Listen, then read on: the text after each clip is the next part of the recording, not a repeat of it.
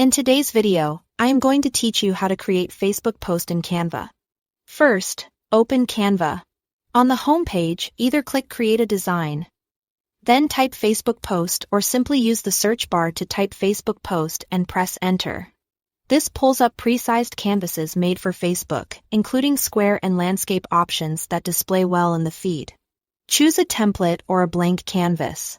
Browse templates or search for themes like motivational, quote, sale, or product. When you find one you like, click it to open on the canvas for customization. Start by editing text. Click any text box to rewrite your message. Use the font menu to choose fonts. Keep it readable and limit yourself to 2 or 3 styles for a clean look. Adjust colors to match your brand. Use the color picker. Resize text using the size drop-down and drag to reposition. Use alignment guides to keep things neat. Replace images. Click and delete the placeholder.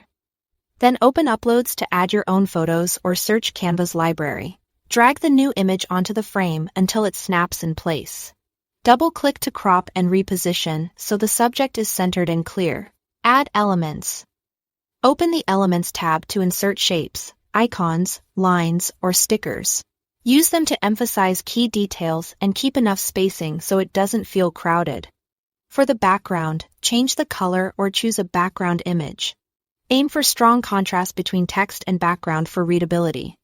If you have a logo, upload it in Uploads and place it on the design, typically in a corner, at a size that doesn't compete with your message. When everything looks good, do a quick check by zooming out to see how it reads at a glance. Click Share in the top right. Then download. For images with graphics or text, PNG is recommended for crisp results.